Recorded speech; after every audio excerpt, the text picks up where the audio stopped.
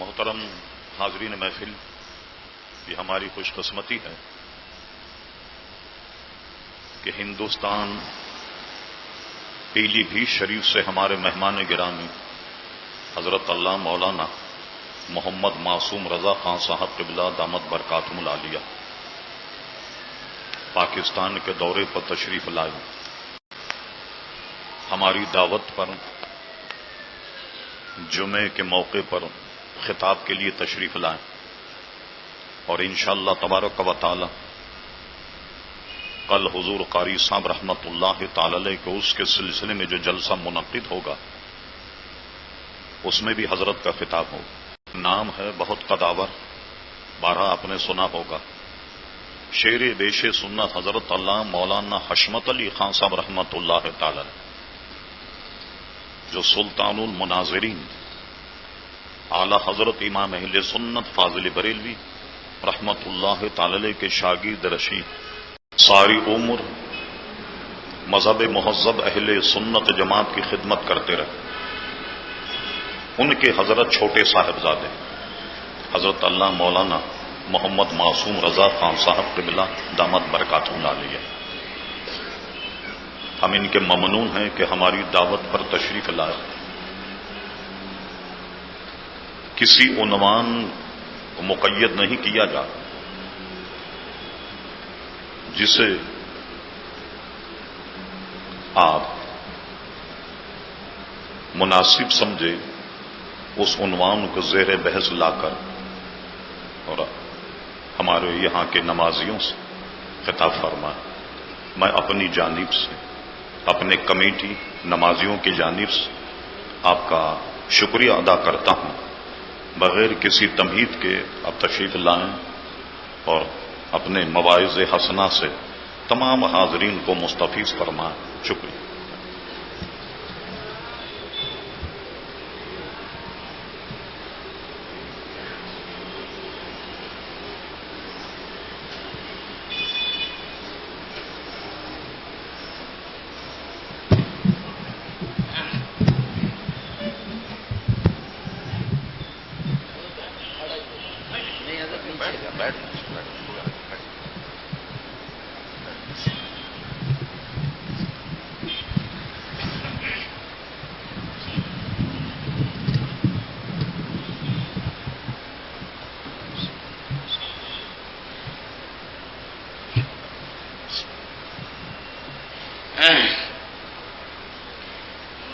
ان اللہ وملائکتہ یصلون علی النبی یا ایہا الذین آمنوا صلوا علیہ وسلموا تسلیما اللہم صل علی سیدنا نبینا شفیعنا حبیبنا مولانا محمد معدن الجود والکرم وآلہ الکرام وابنہ الکریم وبارک وسلم اللہ رب محمد صلی علیہ وسلم نحن عبید محمد صلی علیہ وسلم وعلى ذبیہ واصطحبہ ابدا الجہود وکرمہ صلی اللہ علیہ نبی امی وآلہ صلی اللہ علیہ وسلم صلاۃ و سلام علیک یا رسول اللہ یا نبی اللہ یا حبیب اللہ علیک وعلی آلک واصحابک الصلاۃ والسلام انظر حالنا ارحم علینا اسمع قالنا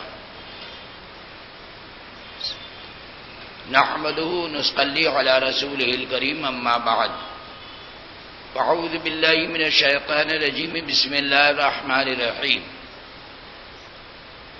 قل ان کنتم تحبون اللہ فاتبعونی یحببکم اللہ وقال رسول اللہ صلی اللہ تعالی علیہ وعلی آلہ واصحابہ اجمعین وبارک وسلم لیؤمنون احدکم حتی اکون احب الی من والدہ وولدہ والناس اجمعین صدق اللہ العلی العظیم وبلغنا رسولہ النبی الکریم ونحن علی ذلک لمن الشاہدین والشاکرین والحمد للہ رب العالمین۔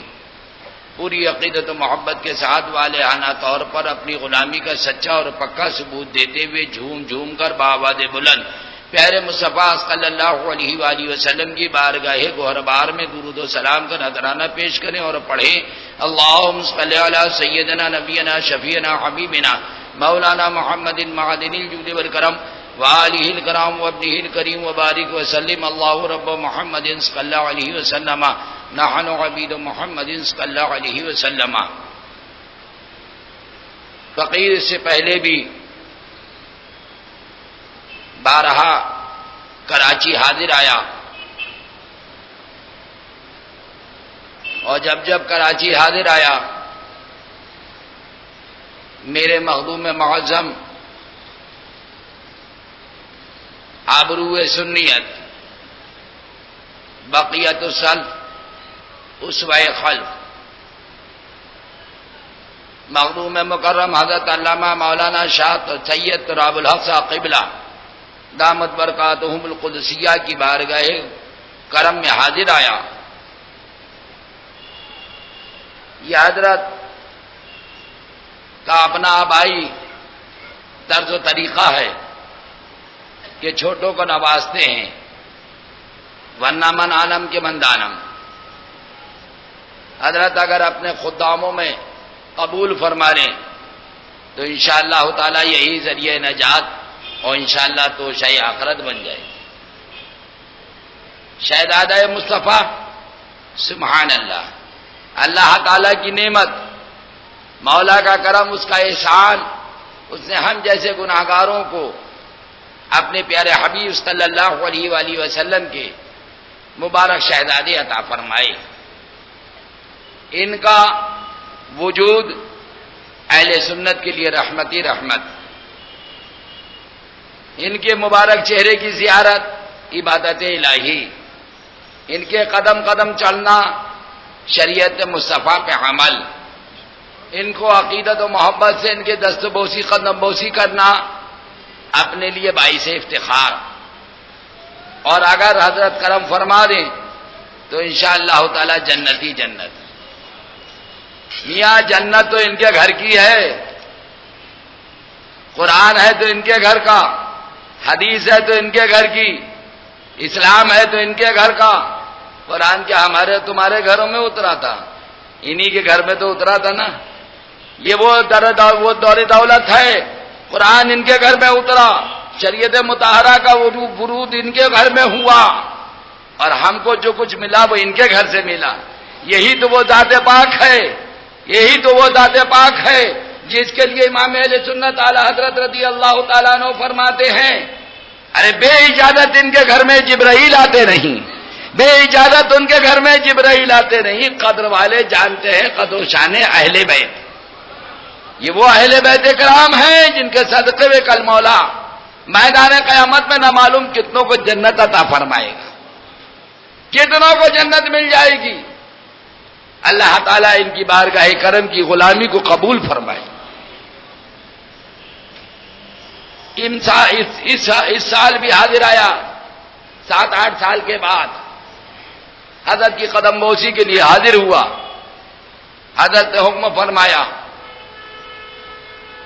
اور تعمیل حکم کے لیے میں حاضر آ گیا. حضرت نے فرمایا 1 بجے پہنچ جانا. الحمدللہ ڈر رہا تھا کہیں تاخیر نہ ہو جائے، کہیں بے ادبی نہ ہو جائے. اللہ رب العزت کا کرم کہ اپنے حضرت نے جو حکم فرمایا تھا اس وقت پہ حاضر آ گیا. اب آگے حضرت کی کرم فرمائی، حضرت نے آگے حکم دیا کہ کچھ میرے نانا جان کے فضائل و مناقب بیان کرو. سبحان اللہ. حضرت کے حکم کے تحت حاضر آیا امام اہل سنت مجدد دین و ملت آقائی نعمت دریائے رحمت حضور سیدی اعلی حضرت رضی اللہ تعالیٰ عنہ اپنے کلام بلاغت نظام میں ارشاد فرماتے ہیں، بارگاہ مصطفیٰ صلی اللہ علیہ وآلہ وسلم میں مدد سرائی فرماتے ہیں، ارشاد فرماتے ہیں اللہ کی سرزبہ قدم شان ہے یہ، اللہ کی سرزبہ قدم شان ہے یہ. انسان نہیں انسان، وہ انسان ہے یہ. امام اہل سنت فرما رہے انسان نہیں انسان، وہ انسان ہے یہ. نہ ان سے پہلے ان جیسا کوئی تھا، نہ ان کے دور میں کوئی ہے، نہ قیامت تک ان جیسا کوئی ہوگا. وہ پیارے مصطفیٰ صلی اللہ علیہ وآلہ وسلم کی ذات ہے کہ قسم خدا کی نہ میرے آقا سے پہلے کوئی ایسا تھا، نہ میرے آقا کے دور میں ہے، نہ صبح قیامت تک میرے آقا جیسا کوئی ہوگا. لیکن افسوس ایک قوم پیدا ہوئی اسی دنیا میں جس کے مولوی نے اپنی کتاب کے اندر لکھا کہ رسول تو ہمارے جیسے بشر ہے معاذ اللہ، فرق اتنا ہے یوحا الیہ، ان کو پر وحی آتی ہے، لہذا وہ بڑے بھیا اور ہم چھوٹے بھیا، لا حول ولا قوت الا باللہ۔ اے پیارے دوستو، میرے آقا کی ذات وہ ذات ہے، یہ منہ مسور کی دال میرے آقا کی برابری کرتے ہیں۔ میرے آقا کی بارگاہ کرم سجی ہوئی ہے، بارگاہ مصطفیٰ صلی اللہ علیہ وآلہ وسلم میں طائر سدرہ روح الامین حاضر ہے۔ میرے آقا ارشاد فرماتے ہیں، اے جبرائیل یہ تو بتاؤ تمہاری عمر کتنی؟ جبرائیل بارگاہ مصطفیٰ علیہ الصلوۃ والسلام میں عرض کرتے ہیں، آقا مجھے اپنی عمر کے بارے میں کچھ معلوم نہیں، اے جبرائیل کچھ اندازہ بتاؤ۔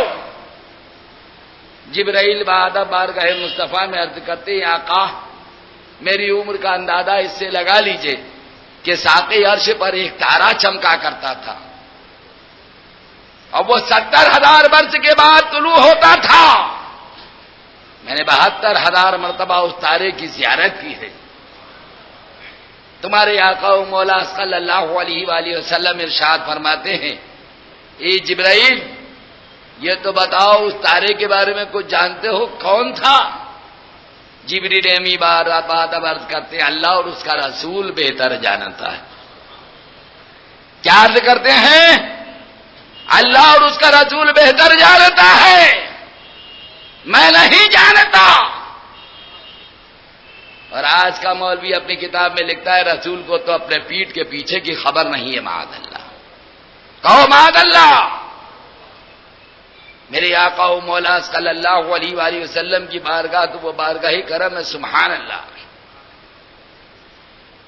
سیدنا موسیٰ کلیم علی نبینا علیہ الصلوۃ والسلام ہیں، بارگاہ مولا میں عرض کرتے ہیں، رب ارنی، مولا میں تیری زیارت کرنا چاہتا، میں دیکھنا چاہتا، مجھے اپنے جلوے دکھا دے۔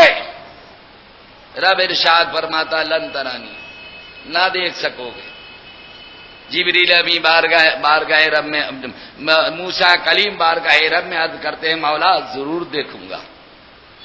خواہشات شدت پکڑ لیتی۔ حضرت موسیٰ کلیم علی نبینا علیہ الصلوۃ والسلام بار بار عرض کرتے ہیں، رب قدیر ارشاد فرماتا ہے، موسیٰ تم تو میرے جلووں کو دیکھ کر تاب نہ لا سکو گے، البتہ یہ ہے کہ میں اپنے جلوے طور پر نازل کروں گا، تم طور کی زیارت کر لینا۔ جبریل حضرت موسیٰ کلیم علی نبینا علیہ الصلوۃ والسلام طور پر تشریف لاتے ہیں۔ رب کائنات اپنے جلوے کا سوئی کے ناکے کا 1000واں حصہ طور پر ڈالتا ہے۔ کتنا؟ سوئی کے ناکے کے 1000واں حصہ رب کائنات طور پر ڈالتا ہے۔ موسیٰ علیہ نبینا علیہ الصلوۃ والسلام غش کھا کر فرش خاک پر تشریف لے آتے ہیں، طور جل جاتا ہے۔ اس کے بعد حضرت موسیٰ کلیم علی نبینا علیہ الصلوۃ والسلام جب اٹھتے ہیں تو عالم یہ ہوتا ہے جس طرف نگاہ جاتی ہے اس طرف درخت ہریالی جلنے لگتی ہے، آنکھوں کا عالم یہ ہو جاتا ہے۔ حضرت موسیٰ علی نبینا علیہ الصلوۃ والسلام اپنے چہرے پہ پردہ نقاب ڈالے لیتے، نقاب ڈال کر حضرت موسیٰ جب واپس تشریف لاتے ہیں، آپ کی اہلیہ معظمہ سیدہ صفورہ رضی اللہ تعالی عنہا بارگاہ نبوی میں عرض کرتی ہیں، اللہ کے نبی آپ گئے طور پر گئے، اللہ رب العزت کے دیدار سے مشرف ہوئے، میں تو نہ دیکھ سکی کہ آپ نے آنکھوں پر پردے ڈال لیے، ان پردوں کو اٹھا دیجئے کہ میں نے اگر تجلیات ربانی نہ دیکھی تو میں ان آنکھوں کی زیارت کر لوں جن آنکھوں سے آپ نے تجلیات ربانی کی زیارت کی۔ موسیٰ علیہ الصلوۃ والسلام ارشاد فرماتے ہیں صفورہ تم اب میری آنکھوں کو دیکھ کر برداشت نہ کر سکو گی. کیوں؟ میری آنکھوں میں اتنی زیادہ بصیرت پیدا ہو گئی ہے، بشارت پیدا ہو گئی ہے کہ برداشت نہ کر سکو گی. سیدہ صفورہ رضی اللہ تعالی عنہ بار بار عرض کرتی ہوں سرکار نقاب اٹھا دیجیے میں بھی زیارت کر لوں. حضرت موسیٰ کریم علی نبینا علیہ الصلوۃ والسلام فرماتے ہیں تو تیار ہو جاؤ. حضرت صفورہ اپنی بائیں آنکھ پر ہاتھ رکھ لیتی ہے. موسیٰ علیہ الصلوۃ والسلام نقاب کو اٹھاتے ہیں. حضرت صفورہ زیارت کرتی ہے، آنکھ بہہ کر چلی آتی ہے. فوراً دہنی آنکھ پر ہاتھ رکھتی ہے، بائیں کھول دیتی ہیں، بائیں بہہ جاتی ہے. بائیں کو اوپر سے ہاتھ رکھتی ہیں، دہنی کھولتی ہیں، دہنی پھر صحیح ہو جاتی ہے، پھر دہنی سے زیارت کرتی ہے. بار بار حضرت صفورہ رضی اللہ تعالی عنہ حضرت موسیٰ کی آنکھوں کی زیارت کرتی ہیں. موسیٰ علی نبینا علیہ الصلوۃ والسلام کی نگاہوں کا یہ عالم. حضرت موسیٰ علیہ الصلوۃ والسلام کی بینائی کا یہ عالم تھا کہ پہاڑ کے اوپر رات کے اندھیرے میں کالی چونٹی کو چلتے ہوئے دیکھا کرتے تھے. رات کے اندھیرے میں پہاڑ کے اوپر کالی چونٹی کو حضرت موسیٰ چلتے ہوئے دیکھا کرتے تھے. کون حضرت موسیٰ؟ وہی حضرت موسیٰ کہ تمہارے آقا و مولا صلی اللہ علیہ وآلہ وسلم معراج کے لیے تشریف لے جا رہی ہے. جبریل امی ہمراہ رکاب ہیں. تمہارے آقا و مولا صلی اللہ علیہ وآلہ وسلم سیدہ ام ہانی رضی اللہ تعالی عنہ کے گھر در دولت سے کعبے میں پہنچے. کعبے سے میرے آقا بیت المقدس پہنچے تو میرے آقا نے ملاحظہ فرمایا حضرت آدم سے لے کر حضرت عیسیٰ تک تمام نبی اور رسول موجود ہیں. تمام نبی اور رسول موجود ہیں، صفیں بندھی ہوئی ہیں، لیکن مصلی امامت خالی ہے. مصلی امامت خالی ہے. جبریل امی بارگاہ مصطفیٰ میں آگے بڑھ کر عرض کرتے ہیں اے آقا نماز کی تیاری مکمل ہے، مصلی امامت پہ رونق افروز ہو جائیں، نماز پڑھائیں. مصلی امامت خالی ہے آقا آپ کے لیے. میرے آقا سے عرض کرتے ہیں جبریل امی میرے آقا مصلی امامت پہ رونق افروز ہوتے ہیں. تو امام کون ہوتا ہے؟ جو تمام مقتدیوں سے افضل ہوا کرتا ہے. شریعت پاک مصطفیٰ کا حکم ہے اگر کسی مقام پر چند لوگ جمع ہو گئے، جماعت کی تیاری مکمل ہے، مصلی امامت کسے تفویض کیا جائے. بارگاہ حضور شاہ تراب الحق صاحب قبلہ میں عرض کیا حضور کس کو امام بنا لیں؟ حضور حضرت شاہ صاحب قبلہ مدد اللہ العالی نے ارشاد فرمایا جو تم میں سب سے افضل ہو. حضور کئی طریقے کے لوگ ہیں. حضرت نے ارشاد فرمایا جس کی قرات ما یجوز بہ الصلاۃ ہو اس کو مصلی امامت پہ کھڑا کرو. حضور کئی لوگ ہیں جن کی قرات ما یجوز بہ الصلاۃ ہے.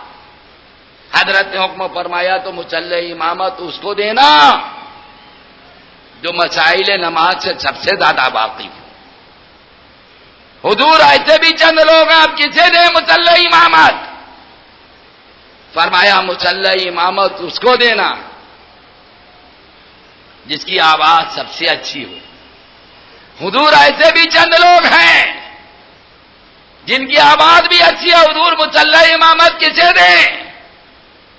حضرت ارشاد فرمایا مصلی امامت اس کو دینا جو تم لوگوں میں سب سے زیادہ خوبصورت اور حسین ہو. حضور ایسے بھی چند لوگ ہیں مصلی امامت کسے دیں؟ ارشاد فرمایا تو مصلی امامت اسے دینا جو نسب میں سب سے اعلیٰ ہو. حضور ایسے بھی چند لوگ ہیں تو حضرت نے ارشاد فرمایا مسلح امامت اسے دینا جس کے اوپر کثیر لوگ متفق ہو. تو معلوم ہوا امام وہ ہونا چاہیے جو مقتدیوں سے زیادہ خوبصورت ہو.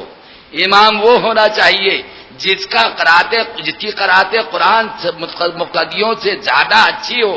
امام وہ ہونا چاہیے جس کی آواز مقتدیوں سے زیادہ اچھی ہو. امام وہ ہونا چاہیے جو مقتدیوں میں سب سے زیادہ خوبصورت ہو, سب سے اعلیٰ نسب کا ہو. یعنی کہ کہہ لیجئے جو سارے مقتدیوں میں سب سے افضل ہوگا وہ مسلح امامت کا مستحق ہوگا. میرے آقا تشریف لے جاتے ہیں, حضرت آدم سے لے کے حضرت عیسیٰ تک موجود ہیں, لیکن مسلح امامت پر میرے آقا و مولا صلی اللہ علیہ وآلہ وسلم رانا افروز ہوتے ہیں. معلوم ہوا سارے نبی اور رسولوں سے افضل تمہارے آقا ہیں.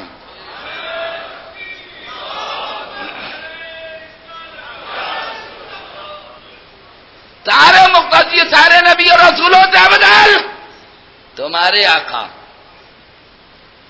تو مقتدی سے افضل ہوتا ہے امام نا. حضرت آدم مقتدی, حضرت موسیٰ مقتدی, حضرت عیسیٰ مقتدی, حضرت یوسف مقتدی, حضرت یعقوب مقتدی, تمام نبی اور رسول سب سے افضل میرے آقا.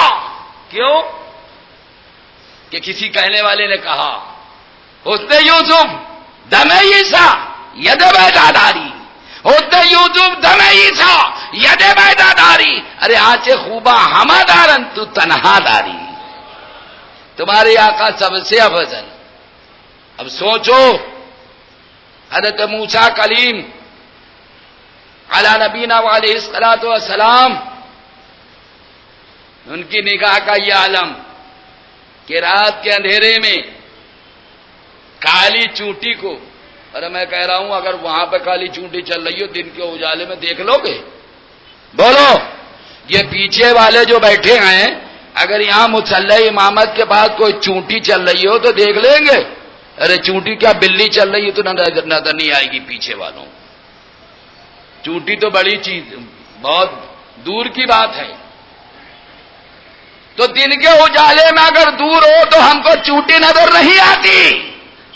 اللہ کے نبی حضرت موسیٰ علیہ الصلوۃ والسلام رات کے اندھیرے میں, اور سفید نہیں لال نہیں کالی چونٹی کو پہاڑ کے اوپر چلتے ہوئے دیکھا کرتے تھے. موسیٰ علیہ الصلوۃ والسلام کی نگاہ کا یہ عالم کہ رات کے اندھیرے میں کالی چونٹی چلتے ہوئے دیکھتے تھے. ارے جب مقتدی کی نگاہ کا یہ عالم ہے تو امام الانبیاء کی نگاہ کرم کا کیا عالم ہوگا؟ امام اہل سنت پکار اٹھے, ارے دور پکار اٹھے, جس طرح اٹھ گئی دم میں کما گیا. آنکھ والوں کی ہمت پہ لاکھوں سلام. اور آج یہ نادان قوم کہتی ہے کہ رسول کو تو دیوار کے پیچھے کی خبر نہیں. معاذ اللہ. کہو معاذ اللہ. بتاؤ یہ کہنا کہ رسول کو اپنے پیٹھ کے پیچھے کی خبر نہیں, یہ بارگاہ مصطفیٰ میں گستاخی ہے یا نہیں ہے؟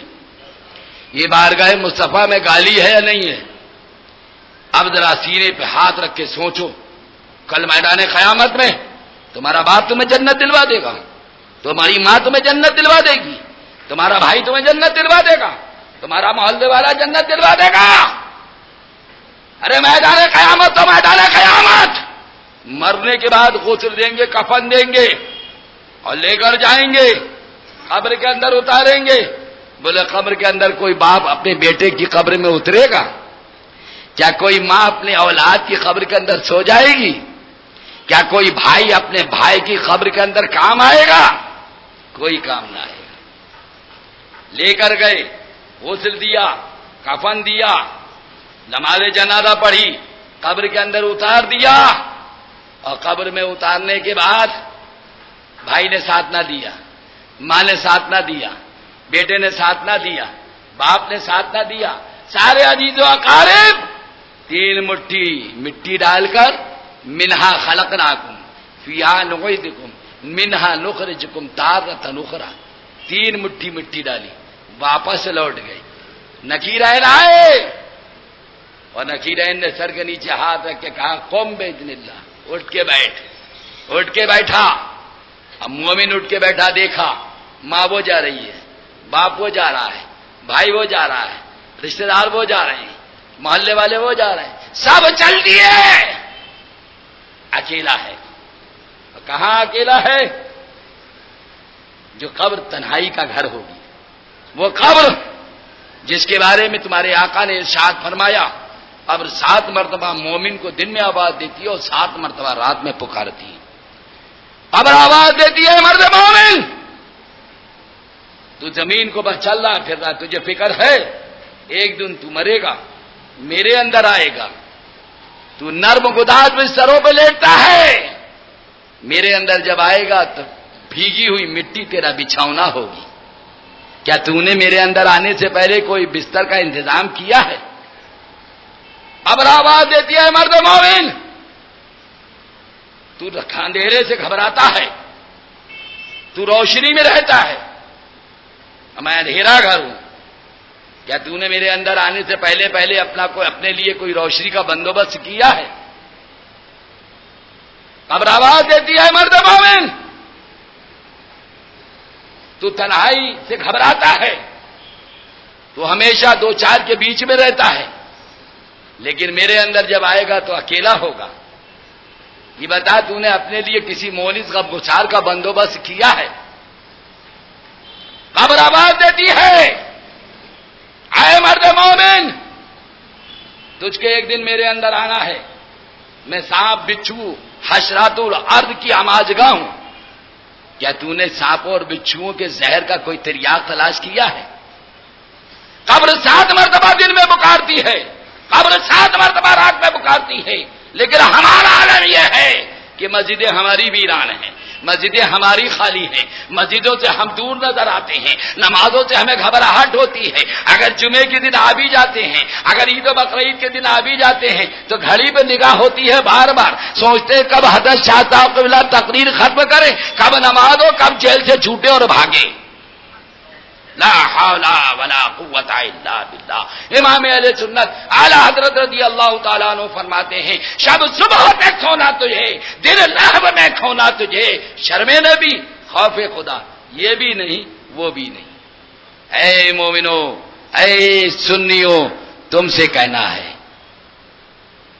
تم سے کہنا ہے، یہ دل کی صدا ہے، میری آواز نہیں۔ آج اہل سنت کی مسجدیں ان کے قبضے سے نکل رہی ہیں، کیا قصور حضرت شاہ صاحب قبلہ کا ہے؟ حضرت تو رات و دن کوشش کر رہے ہیں کہ سنیوں کے مساجد سنیوں کے قبضہ و اختیار میں رہیں، لیکن پھر بھی مسجدیں نکل رہی ہیں۔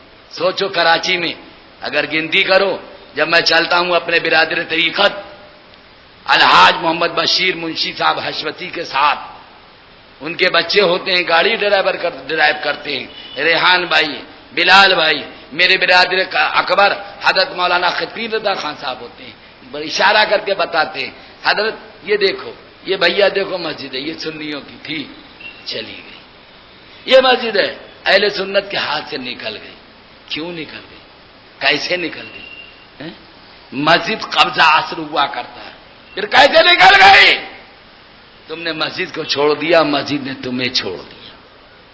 کاش تم مسجد کے اندر حاضر ہوتے، کاش تمہاری تعداد مسجد میں زیادہ ہوتی، اگر تمہاری تعداد مسجد میں زیادہ ہوتی یقیناً مسجد تمہارے ہاتھ سے نہ جاتی۔ آج تم نے مسجد کو چھوڑ دیا، مسجد تم سے تمہارے ہاتھ سے نکل گئی، کب تک سوتے رہو گے؟ کب تک یہی حال رہے گا؟ اے مومنوں، اے مسلمانوں، اے سنیوں، اپنی مسجدوں کی حفاظت کرو۔ مسجدوں کی حفاظت دولت سے نہ ہوگی، ثروت سے نہ ہوگی، مسجدوں کی حفاظت پیشانی کے سجدوں سے ہوگی۔ ہمارے اسلاف نے ہم کو بتایا تمہاری مسجد کی زینت تمہاری مسجد، تمہاری پیشانی کے سجدے ہیں، تمہارے رکوع ہیں، تمہارے قیود ہیں، تمہارے ارکان ہیں، ہم اس کا خیال نہیں کرتے، لحاظ نہیں کرتے۔ ایک بات اور افسوس کی نظر آتی ہے، میں پچھلے اوقات میں بھی حاضر آیا مسجد میں، اور میں نے اور بھی مساجد میں حاضری دی، دیکھا میرے احباب گئے حرم محترم وہاں دیکھا یا یہاں آئے وہاں پر سے آنے والوں کو دیکھا؟ معاذ اللہ، بے ادب ہو گئے، بے ادب ہو گئے. وہاں سے گئے تو وہاں سے سیکھ کر آئے بے ادبی، اور اگر نہیں وہاں سے سیکھ کے آئے تو یہاں آنے والوں سے سیکھی دیکھ کر سر سے ٹوپیوں کو اتار دیا. کتنے افسوس کی بات ہے. بارگاہ خدا بندی میں حاضر ہوں، سب سے بڑے شہنشاہ کی بارگاہ میں حاضر ہوں، سب سے بڑے مالک کی بارگاہ کے اندر حاضری دے رہے ہوں. حضرت سیدنا ابراہیم ادم رضی اللہ تعالیٰ عنہ ایک مرتبہ مسجد میں تشریف فرما تھے. اللہ کا پیارا ولی ہے، ولی کامل ہے. سیدنا ابراہیم میں ادم رضی اللہ تعالیٰ عنہ مسجد میں تشریف فرماتے اور ایک پیر آپ کا پھیلا ہوا تھا، ایک پیر آپ کا پھیلا ہوا تھا. اچانک ہاتھ پہ غیبی سے آواز آئی، اے ابراہیم! کیا بزرگ، کیا بڑوں کی بارگاہوں میں یہی حاضری کا طریقہ ہے؟ سیدنا ابراہیم ادم رضی اللہ تعالیٰ عنہ نے پیر سمیٹا تو پھر غسل کے تختے پر آپ نے پیر پھیلایا. پوری زندگی پھر پیر نہ پھیلایا. ارے بارگاہ ربانی میں حاضری کے یہ طریقے ہیں؟ دنگے سر آ جاؤ، کہیں جاؤ کچھ بھی کرو. سنو، کپڑا پاک ہو، کپڑا صاف ہو، کتنا بھی کچھ ہو، لیکن اگر گندا ہو تو شریعت مطہرہ کا مسئلہ ہے کہ نہ اسے پہن کر نماز واجب الادا ہے. پاک ہے، بالکل پاک ہے، کوئی گندگی نہیں لگی ہے. لیکن اگر کپڑا اتنا زیادہ غلیظ ہو گیا ہے کہ اسے پہن کر دنیا کے بادشاہوں کی، دنیا کے حکاموں کے ہاں جانا تمہارے لیے اگر عار ہے تو ایسے میلے کپڑے کو پہن کر نماز ادا کرنا وہ بھی واجب الادا ہے. کیوں کہ دنیا کے حکاموں کے یہاں جاؤ تو میلا کپڑا پہنتے ہوئے تمہیں عار ہے، شرم ہے. تو یہ تو حاکموں کا حاکم ہے، یہ بادشاہوں کا بادشاہ ہے، یہ شہنشاہوں کا شہنشاہ ہے. اس بارگاہ مولا میں جب حاضر ہو تو جو کپڑا پہن کر وہاں تمہیں پہن کر جاتے ہوئے شرم آئے گی، اس کپڑے میں تمہاری نماز نہیں ہوگی. تو جب میلے کپڑے میں نماز نہیں ہوگی تو ننگے سر کیسے نماز ہو جائے گی؟ سر سے ٹوپی کو اتارنا یہ بھی تو بے ادبی ہے. میرے بھائی، ادب کو سیکھو. بزرگوں نے ارشاد فرمایا، با ادب با نصیب اور بے ادب بد نصیب. ادب و احترام رکھو بارگاہ مولا کا. تو آج یہ کر رہا تھا کہ آنکھ کھلی، سب جا رہے ہیں، سب روانہ. ماں ادھر گئی، باپ ادھر گیا، بھائی ادھر گیا، سارے عزیز و اقارب نے راستہ چھوڑ دیا. میرے بھائی، کوئی کام نہ آیا، نہ محلے والا، نہ کوئی رشتہ دار، نہ کوئی ناطے دار. اب حیران ہے، گھبرا رہا ہے. امام اہل سنت اعلی حضرت رضی اللہ تعالیٰ عنہ فرماتے ہیں، اندھیرا گھر، اکیلی جان، دم گھٹتا دل اٹھتا تھا. اندھیرا گھر، اکیلی جان، دم گھٹتا دل اٹھتا تھا. ارے خدا کو یاد کر پیارے، وہ ساتھ آنے والی ہے. ایک دن وہ آنا ہے تو اس کے آنے سے پہلے اپنے انتظام تو کر لو. ہم نے حضرت والا درجت کی بارگاہ کرم میں عرض کیا، سرکار تو قبر کے لیے روشنی کا کیا انتظام کریں، قبر کے لیے غمگسار کا کیا انتظام کریں، قبر کے لیے ہم بچھونے کا کیا انتظام کریں. تو حضرت مخدوم مکرم نے ہم کو درس دیا، ارشاد فرمایا، قبر میں اگر روشنی درکار ہے، قبر میں اگر بسترا درکار ہے، قبر میں اگر کوئی دوسرا ساتھی کی ضرورت ہے تو قبر میں تمہاری جہاں ماں نے ساتھ چھوڑ دیا، جہاں باپ نے ساتھ چھوڑ دیا، جہاں بیٹے نے ساتھ چھوڑ دیا، جہاں محلے والوں نے ساتھ چھوڑ دیا، وہ قبر ہے. لیکن سنو، جب سب ساتھ چھوڑ کر چلے جائیں گے تو پیارے مصطفیٰ تشریف لائیں گے.